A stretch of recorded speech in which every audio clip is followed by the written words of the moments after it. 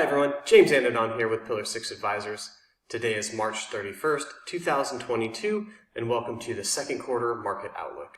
In today's market outlook, of course, what we want to discuss are a few things such as inflation, interest rates rising, the state of just the overall global economy, as well as markets, and some thoughts that we have on the forward outlook of equity markets. As we all know, over the last couple of years, inflation has gone to the upside in a very significant way.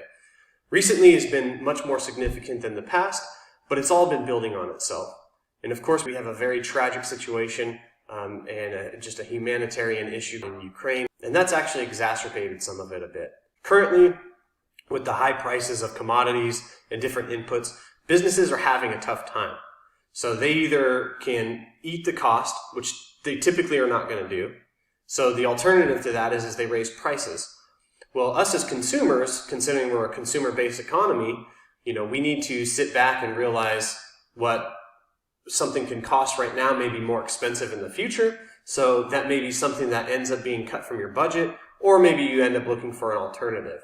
It's difficult for businesses. It's difficult for people because now all of a sudden your dollars don't go as far as they used to because things are more expensive. There's two major things to point out here.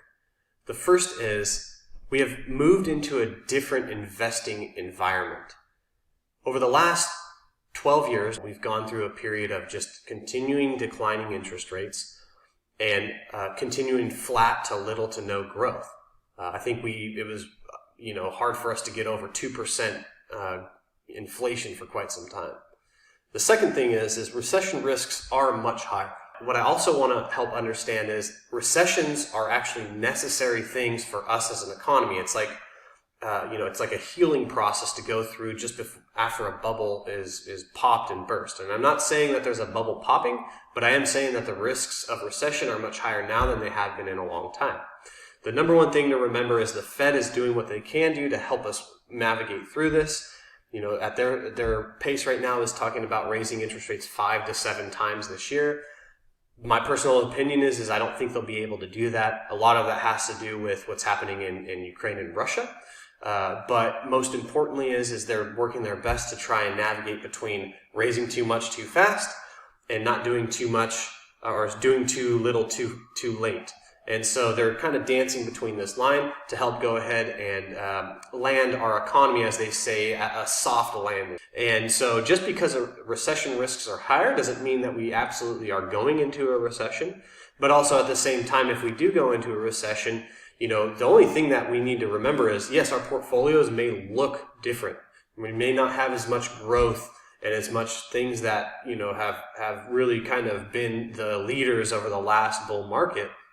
But at the same time, we want to be prepared to withstand that. As an economy, the U.S. is extremely dynamic. We're much more dynamic than we were in 2008, much more dynamic than we were in 2000, and even before that. And so, we as a nation, we can make it through this. The Fed is doing their job of what they can do. There are other factors at play. There's a lot of talk about this being 1970 style hyperinflation. And when you look at the two data points, that's not necessarily the case. It's not showing continued extreme long-term inflation, at least not pointing to that now. Obviously, this is not good, and there needs to be, some intervention to help work through this. A lot of demand needs to be curbed, or supply needs to meet the demand, or preferably both of them.